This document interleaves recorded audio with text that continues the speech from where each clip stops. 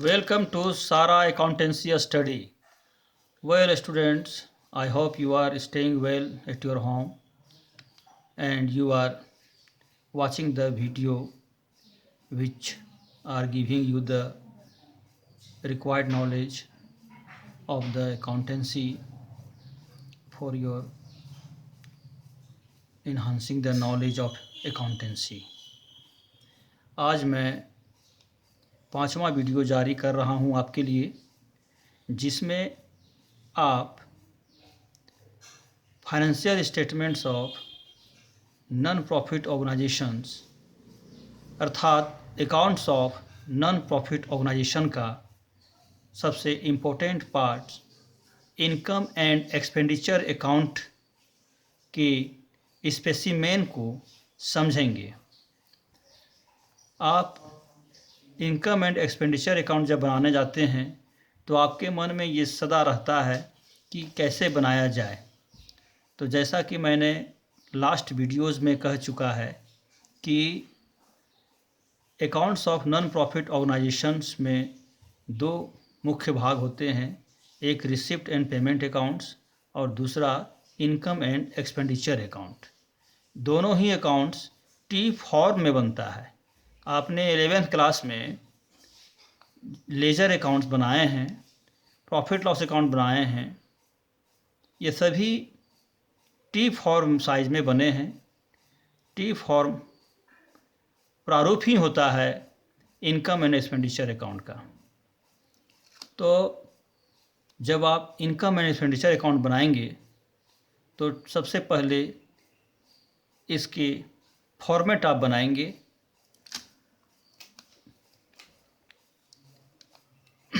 T form में बनाएंगे। Horizontal line आप एक ड्रॉ करेंगे, उसके पैरेलल नीचे में एक हॉरिजॉन्टल लाइन ड्रॉ करेंगे। टी फॉर्म में उसको दो भाग में बराबर भागों में बांटेंगे। लेफ़्ट हैंड साइड में आपको एक्सपेंडिचर लिखना है और राइट हैंड साइड में इनकम लिखना है। क्योंकि इनकम एंड एक्सपेंडिचर अकाउंट ये नॉमिनल अकाउंट्स है और इसमें नॉन प्रॉफिट ऑर्गेनाइजेशंस की या नॉन ट्रेडिंग ऑर्गेनाइजेशंस की आप जिसके लिए इनकम एंड एक्सपेंडिचर अकाउंट तैयार करने जा रहे हैं, उनके इनकम्स और एक्सपेंसेस को ही दिखाता है। और वह इनकम एंड एक्सपेंसेस जो कि चालू वर्ष में किए गए हैं। इनकम चालू वर्ष में प्राप्त किए गए हैं और व्यय भी चालू वर्ष में ही किए गए हैं। जिस वर्ष के लिए आप इनकम एंड एक्सपेंडिचर अकाउंट तैयार करने जा रहे हैं, उसी वर्ष के एक्सपेंसेस को और इनकम को लेंगे और वैसे एक्सपेंसेस और इनकम लेंगे जो रेवेन्यू नेचर का होगा। कैपिटल नेचर का कोई भी इनकम या एक्सपेंसेस आप इनकम एंड एक्सपेंडिचर अकाउंट में रिकॉर्ड नहीं करेंगे। इनकम एंड एक्सपेंडिचर अकाउंट में हमेशा रेवेन्यू एक्सपेंसेस और रेवेन्यू इनकम को ही रिकॉर्ड किया जाता है, जिसके आधार पर नॉन ट्रेडिंग ऑर्गेनाइजेशंस के द्वारा बनाए गए इनकम एंड एक्सपेंडिचर अकाउंट से सरप्लस या डेफिशिएंसी की जानकारी प्राप्त की जाती है। विद्यार्थियों, जैसा कि मैंने पिछले क्लास में कॉन्सेप्ट में ही कहा है कि इनकम एंड एक्सपेंडिचर अकाउंट बिल्कुल प्रॉफिट लॉस अकाउंट की तरह है। आप जैसा कि जानते हैं, आपने प्रॉफिट एंड लॉस अकाउंट कई बार बनाए होंगे 11th क्लास में। तो प्रॉफिट एंड लॉस अकाउंट बनाने वाली संस्थाओं का नाम है trading organisations, profit making concerns. Profit making concerns जो होते हैं अर्थात ट्रेडिंग ऑर्गेनाइजेशंस जो होते हैं, जिनका उद्देश्य ही होता है प्रॉफिट कमाना, वे ही प्रॉफिट लॉस अकाउंट बनाते हैं। तो प्रॉफिट लॉस अकाउंट बना करके वे अपनी संस्था के द्वारा कमाए गए प्रॉफिट या लॉस की जानकारी प्राप्त करते हैं। उसी प्रकार से नॉन ट्रेडिंग ऑर्गेनाइजेशंस, यद्यपि नॉन ट्रेडिंग ऑर्गेनाइजेशंस का उद्देश्य प्रॉफिट कमाना नहीं होता है, वे अपने समाज को सर्विस प्रोवाइड करते हैं, अपने मेंबर्स को सर्विस प्रोवाइड करते हैं, या अपने मेंबर्स के इंटरेस्ट को सेव करने के लिए कार्य करते हैं। हालांकि उनके कार्यों में मनी का इन्वॉल्वमेंट होता है, इसलिए उनके भी मनी के इन्वॉल्वमेंट का रख रखाव करना ज़रूरी होता है। अतः वे इनकम एंड एक्सपेंडिचर बना करके वो इतना जानना चाहते हैं कि उनके संस्था के द्वारा साल भर में कितने एक्सपेंसेस किए गए, कितने इनकम प्राप्त किए गए, और अंत में लेखांकन अवधि के अंत में उनके संस्था में अर्थात नॉन प्रॉफिट ऑर्गेनाइजेशंस में अर्थात club, orphanage, library, school, hospital, college, university, unions, committee, students union, labour union, associations, बहुत सारे ऐसे नॉन ट्रेडिंग ऑर्गेनाइजेशंस एग्जिस्ट करते हैं हमारे सोसाइटी में, जो संस्था के द्वारा समाज को सेवा दी जाती है, अपने मेंबर्स के लिए वे सेवा देते हैं। तो वे जानना चाहते हैं कि अकाउंटिंग वर्ष के अंत में उनके संस्था के द्वारा किए गए एक्टिविटीज़ से संस्था के पास इनकम पर एक्सपेंडिचर एक्सेस है या एक्सपेंडिचर पर इनकम एक्सेस है। वे ये नहीं जानना चाहते हैं कि उनको प्रॉफिट क्या हुआ या लॉस क्या हुआ, क्योंकि वे प्रॉफिट मेकिंग कंसर्न है ही नहीं, इसलिए इनका नाम है नॉन प्रॉफिट ऑर्गेनाइजेशंस। गैर लाभ कमाने वाली संस्था, ये लाभ नहीं कमाते। इनको इतना जानना है कि जो इनकम उन्हें प्राप्त हुए साल भर में, उस इनकम में से वो कितना व्यय किए और इनकम कितना अधिक बचा हुआ है सरप्लस के तौर पर। यदि ऐसा हो सकता है कि इनकम कम हो, व्यय ज़्यादा हो गया हो, तो उसको कमी कहते हैं, डेफिशिएंसी। वर्ष के अंत में यदि व्यय ज़्यादा हो गया, इनकम कम प्राप्त हुआ है, तो डेफिशिएंसी क्या है? एक्चुअली सरप्लस या डेफिशिएंसी को जानने के लिए ही इनकम एंड एक्सपेंडिचर अकाउंट बनाए जाते हैं नॉन प्रॉफिट ऑर्गेनाइजेशंस के द्वारा, club, library, school, hospital, university के द्वारा।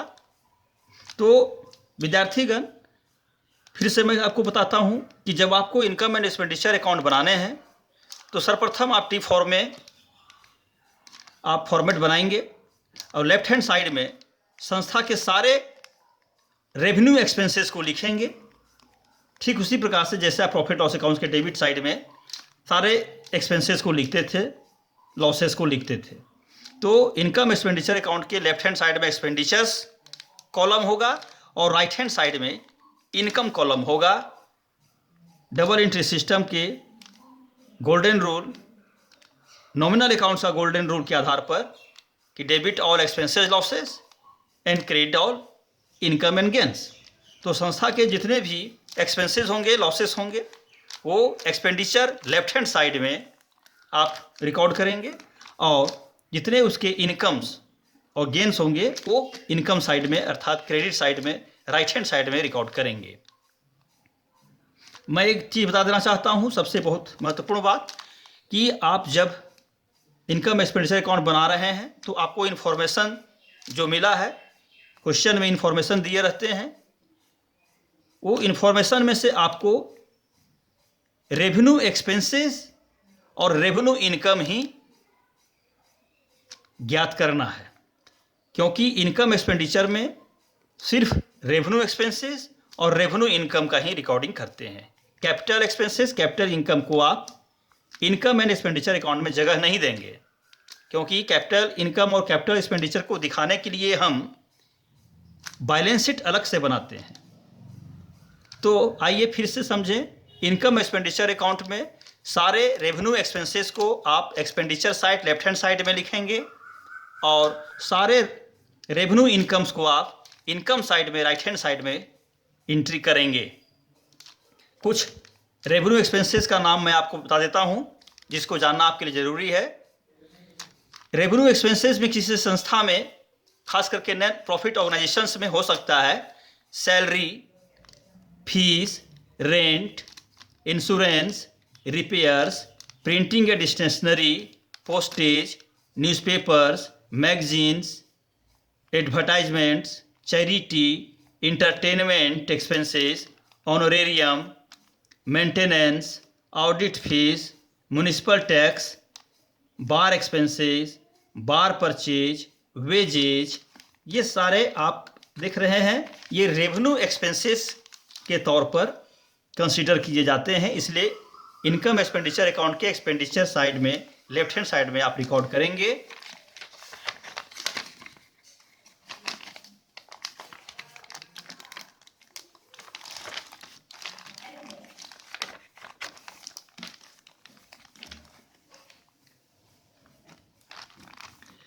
आगे लाइटिंग हो सकता है, इलेक्ट्रिसिटी, वो भी आप रेवेन्यू एक्सपेंडिचर मानेंगे। कंज्यूमेबल आइटम होते हैं, जिस आइटम को कंज्यूम किया जाता है संस्था में, जैसे स्टेशनरी, मेडिसिन, बार मटेरियल्स, ये सारे कंज्यूमेबल गुड्स हैं। तो साल भर के दौरान जो खर्च हो जाते हैं उसको रेवेन्यू एक्सपेंडिचर मानना चाहिए और उसे इनकम एक्सपेंडिचर के एक्सपेंडिचर साइड में ही रिकॉर्ड करना चाहिए।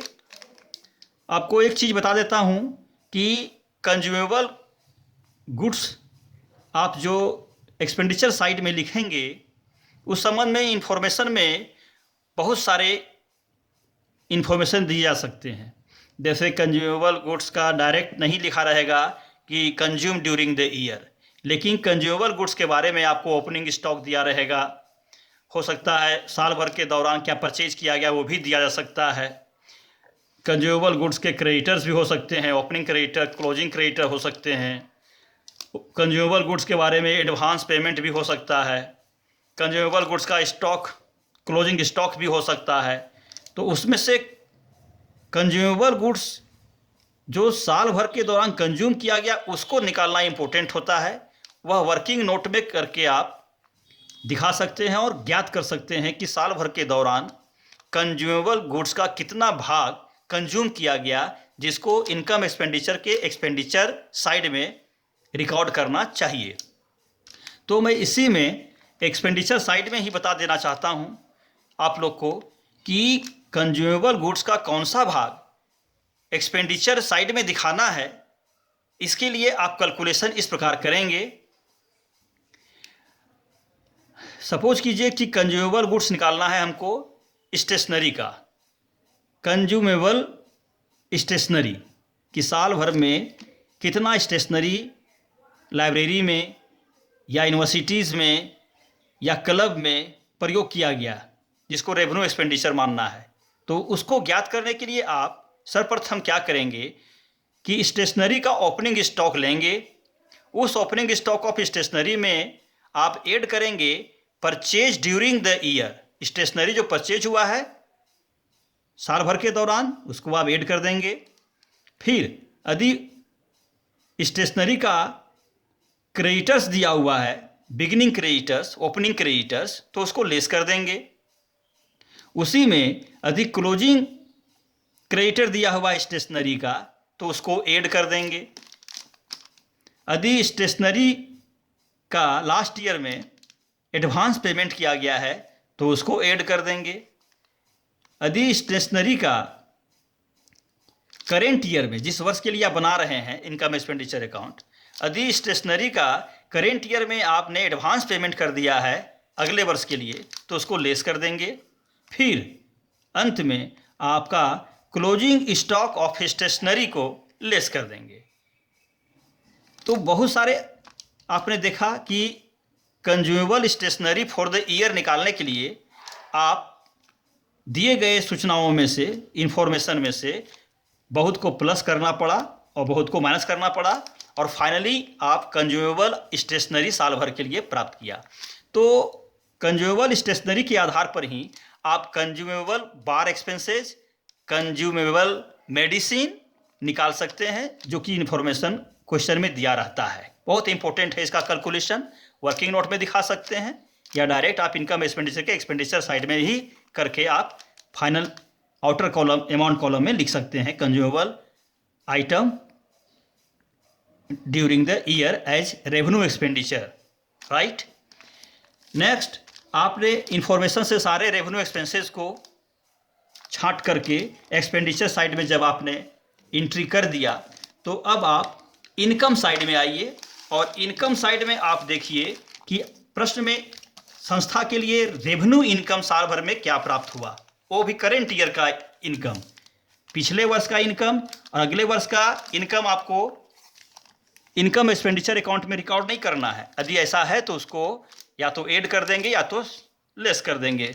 जैसे आउटस्टैंडिंग एक्सपेंसेस, आउटस्टैंडिंग इनकम, इसको इनकम एक्रूड कहते हैं, जोड़ देंगे। यदि इनकम इन एडवांस है तो उसको लेस कर देंगे। कहने का मतलब कि ये इनकम एक्सपेंडिचर अकाउंट जो है मैचिंग कॉन्सेप्ट पे काम करता है। अकाउंटेंसी का मैचिंग कॉन्सेप्ट, आपने बहुत सारा कॉन्सेप्ट पढ़ा होगा जिसका मैचिंग कॉन्सेप्ट बहुत इंपॉर्टेंट है। जिस वर्ष के लिए आप इनकम एक्सपेंडिचर बना रहे हैं उसी वर्ष का इनकम और एक्सपेंसेस होना चाहिए, सो दैट कि आप उस वर्ष के लिए सरप्लस या डेफिशिएंसी ज्ञात कर सकते हैं। ठीक है, तो इनकम साइड में आपको कुछ मैं आइटम दे देता हूं जो किसी भी नॉन ट्रेडिंग ऑर्गेनाइजेशंस में या नॉन प्रॉफिट ऑर्गेनाइजेशंस में जनरली होता है, वही इनकम होता है रेवेन्यू इनकम। सबसे पहले सब्सक्रिप्शन, ये सब्सक्रिप्शन मेन इनकम है, recurring income. Main revenue income होता है किसी भी नॉन ट्रेडिंग ऑर्गेनाइजेशंस का सब्सक्रिप्शन, जो मेंबर्स के द्वारा प्राप्त होता है। संस्था के, क्लब के, लाइब्रेरी के, बहुत सारे संस्थाओं के, कमेटी के, यूनियन के, ऑर्गेनाइजेशंस में होते हैं मेंबर्स, वे सभी देते हैं अपनी संस्था को सब्सक्रिप्शंस। तो वो सब्सक्रिप्शन फ्रीक्वेंटली प्राप्त होते रहता है, डेली बेसिस पर, वीकली बेसिस पर, मंथली बेसिस पर, ईयरली बेसिस पर। तो वो रेवेन्यू इनकम माना जाता है। सबसे पहले इनकम साइड में हम बाय सब्सक्रिप्शन कह के लिखेंगे, subscription as revenue income. Next, general donation. Donation भी इनकम का साधन है नॉन ट्रेडिंग ऑर्गेनाइजेशन के लिए। ये डोनेशन जब छोटा अमाउंट का हो, छोटा अमाउंट 100-50 में, 1000 में, तो उसको जनरल डोनेशन मान करके रेवेन्यू इनकम मानना चाहिए और इनकम साइड में एंट्री करना चाहिए।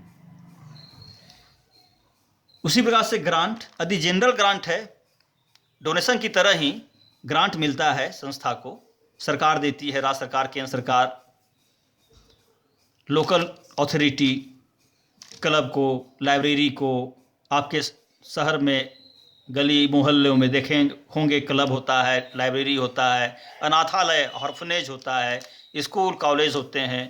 तो उन्हें ग्रांट लोग देते हैं, सरकार की तरफ से मिलता है। छोटा मोटा अमाउंट ग्रांट के तौर पर मिल गया, जिसको जनरल ग्रांट कहेंगे। तो रेवेन्यू इनकम मानिएगा, और रेवेन्यू इनकम मान करके जनरल ग्रांट को आप इनकम एक्सपेंडिचर के इनकम साइड में लिखेंगे। Income from lectures, income from lectures भी होते हैं, ये रेवेन्यू इनकम होते हैं नॉन ट्रेडिंग ऑर्गेनाइजेशंस के, नॉन प्रॉफिट ऑर्गेनाइजेशंस के। प्रोसीड्स फ्रॉम इंटरटेनमेंट, इंटरटेनमेंट करवाता है क्लब, कमिटी, ऑर्गेनाइजेशंस, जैसे सांस्कृतिक कार्यक्रम वगैरह, टूर्नामेंट वगैरह, तो उससे कुछ इनकम प्राप्त होता है उनको, उसे हम रेवेन्यू इनकम करके इनकम साइड में लिखेंगे। इंटरेस्ट और डिविडेंड रिसीप्ट, संस्था के पास सरप्लस वगैरह जो होते रहता है सालों साल, उससे एक मोटी रकम बनती है, बड़ी रकम बनती है, वह संस्था उसे किसी भी संपत्ति में या किसी कंपनी के शेयर में, कहीं भी बैंक में जमा करके इन्वेस्ट कर सकती है। तो इन्वेस्ट पर कंपनी को इन्वेस्टमेंट पर, वो जहाँ इन्वेस्टमेंट किया गया है वहाँ के इन्वेस्टमेंट से कुछ इंटरेस्ट या डिविडेंड के रूप में प्राप्त होते रहता है ईयरली। ऐसे को हम रेवेन्यू इनकम मानते हैं, इंटरेस्ट ऑन इन्वेस्टमेंट या डिविडेंड फ्रॉम इन्वेस्टमेंट। तो उसको रेवेन्यू इनकम मान के इनकम साइड में हम लिखेंगे। सेल्स ऑफ ओल्ड न्यूज़पेपर्स और ग्रास और स्क्रैप्स, आप जानते हैं कि संस्थाएं जो नॉन प्रॉफिट ऑर्गेनाइजेशंस हैं, क्लब है, ऑर्फनेज है, लाइब्रेरी है, स्कूल कॉलेज हॉस्पिटल है, यूनिवर्सिटीज़ है, कमिटीज़ है, एसोसिएशंस है, वे न्यूज़पेपर खरीदते हैं डेली। तो न्यूज़पेपर खरीदते हैं तो उनके न्यूज़पेपर पुराने जब पड़ जाते हैं, अब वो पुराने न्यूज़पेपर को क्या करेंगे, उसे तो वो चाहेंगे कि बेच करके मॉनेटरी बेनिफिट कमाया जाए। तो ओल्ड न्यूज़पेपर को बेचते हैं और ऐसा करते ही रहते हैं। तो ओल्ड न्यूज़पेपर के सेल करने पर जो प्राप्त होता है उसको रेवेन्यू इनकम मान के इनकम साइड में लिखा जाता है।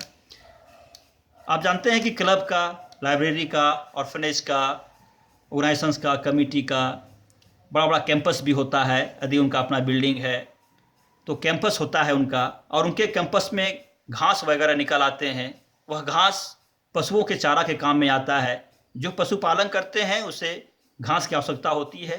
वो घास उस संस्था से, क्लब से खरीद लेते हैं। तो घास से जो प्राप्त होता है इनकम, वह रेवेन्यू इनकम मान करके उसे इनकम साइड में एंट्री किया जाता है। रेंट रिसीव्ड, यदि रेंट इन्फॉर्मेशन दिया हुआ हो कि एनपीओ का रेंट रिसीव हुआ है तो रेंट रिसीव्ड को रेवेन्यू इनकम मान के इनकम साइड में हम एंट्री करेंगे। इस प्रकार से जो भी रेवेन्यू इनकम छोटे छोटे अमाउंट वगैरह में होते हैं उसे एक साथ जोड़ करके मिसलेनियस रिसीट्स में हम इनकम साइड में लिखेंगे। यदि एनपीओ के पास कोई ऐसी पुरानी संपत्तियां रहती है, पड़ जाती है, जो अनयूज्ड पड़ा हुआ है, जैसे फर्नीचर हो सकता है, स्पोर्ट्स मटेरियल ऐसा हो सकता है, वो एसेट्स कहलाता है संस्था के लिए, क्लब के लिए। तो यदि वो पुरानी पड़ गई है, अनयूज्ड है, उसे संस्था बेच देती है। बेचने के बाद हो सकता है कि प्रॉफिट हो जाए उसके बिकने पर, विक्रय मूल्य ज़्यादा हो जाए, क्रय मूल्य कम हो, परचेज प्राइस कम हो, सेल प्राइस ज़्यादा हो तो प्रॉफिट हो जाएगा। तो उस profit on sale of assets को भी हम रेवेन्यू इनकम मान करके इनकम एक्सपेंडिचर अकाउंट के इनकम साइड में एंट्री करते हैं।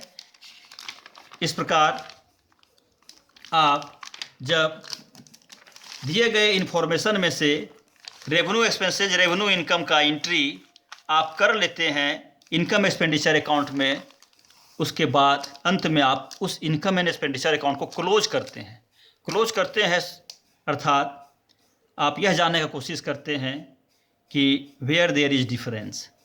पहले आप इनकम साइड को जोड़ेंगे, तत्पश्चात आप एक्सपेंडिचर साइड को जोड़ेंगे। इनकम साइड यदि ज़्यादा है, अधिक है एक्सपेंडिचर साइड से, तो इस एक्सेस को सरप्लस कहा जाता है या excess of income over expenditure कहा जाता है। बैलेंस एक्सपेंडिचर साइड में ही निकल रहा है क्योंकि इनकम साइड ज़्यादा होगा, एक्सपेंडिचर साइड कम होगा, तो बैलेंस आपका आ रहा है एक्सपेंडिचर साइड में। इस बैलेंसिंग फिगर को आप सरप्लस का नाम देंगे या फिर excess of income over expenditure कहेंगे। हो सकता है किसी किसी संस्था में या 1% संभावना है कि इनकम एक्सपेंडिचर का एक्सपेंडिचर साइड अधिक हो जाए और इनकम साइड कम हो जाए। कभी कभी होता है, मतलब देयर इज लेस पॉसिबिलिटी से 1% संभावना है कि किसी एनपीओ का या नॉन ट्रेडिंग ऑर्गेनाइजेशन का इनकम साइड कम हो जाए और एक्सपेंडिचर साइड ज़्यादा हो जाए, तो वो बैलेंस आपका आता है इनकम साइड में, अर्थात excess of expenditure over income. तो जब एक्सपेंडिचर ज़्यादा हो, इनकम कम हो, तो उस बैलेंसिंग फिगर को हम excess of expenditure over income अर्थात डेफिशिएंसी के नाम से जानते हैं। तो for the purpose of finding either surplus और deficiency we prepare income and expenditure account for the non profit organisation और non trading organisation, right? That's all for the income and expenditure account, in which you have learned today the format, specimen, how to prepare, and the items which are shown in the income and expenditure account. So it's that's all. आज आपका income and expenditure account का class इस video में जारी किया गया है। अब इसके बाद नेक्स्ट वीडियो में मैं आपको कैपिटल फंड निकालने के लिए, जो बहुत ही ज़रूरी है क्योंकि बैलेंस शीट आपको बनाना है, फाइनेंशियल पोजीशन जानने के लिए एनपीओ का, नॉन प्रॉफिट ऑर्गेनाइजेशन का बैलेंस शीट बनाना अनिवार्य होगा, क्योंकि इनकम एंड एक्सपेंडिचर अकाउंट के बाद बैलेंस शीट बनाना अनिवार्य होता है और उसमें कैपिटल फंड निकालना अनिवार्य होता है। तो नेक्स्ट वीडियो में मैं आपको बैलेंस शीट कैसे बनाया जाता है नेशनल नॉन प्रॉफिट ऑर्गेनाइजेशन का या नॉन ट्रेडिंग ऑर्गेनाइजेशन का, तथा कैपिटल फंड कैसे ज्ञात किया जाता है नॉन प्रॉफिट ऑर्गेनाइजेशन के लिए, वो नेक्स्ट वीडियो में मैं बताऊंगा। आप नेक्स्ट वीडियो का इंतज़ार करें और उसके माध्यम से सीखें बैलेंस शीट बनाने के लिए। आज आपने सीखा इनकम एक्सपेंडिचर अकाउंट बनाने के लिए, इसके बाद आप सीखेंगे बैलेंस शीट बनाने के लिए, कैपिटल फंड निकालने के लिए। और आपसे ये निवेदन है कि अब आप इस वीडियो को अपने मित्रों को, दोस्तों को, सहपाठियों को सब्सक्राइब करें, आप लाइक करें, इसे शेयर करें, जिससे कि आपके जैसे विद्यार्थियों को, सभी को लाभ हो। वे आवश्यक जानकारी प्राप्त करें इनकम एक्सपेंडिचर अकाउंट बनाने के लिए। सीखें, इनकम एक्सपेंडिचर अकाउंट बनाना बहुत ही सरल है, बहुत ही आसान है। यदि हमारे पिछले वीडियो को आपने देखा, उसके कॉन्सेप्ट को, विशेषताओं को समझा, तो इनकम एंड एक्सपेंडिचर अकाउंट बनाना अत्यंत सरल है, कठिन नहीं है। कभी नहीं, मन से कठिन नहीं समझें।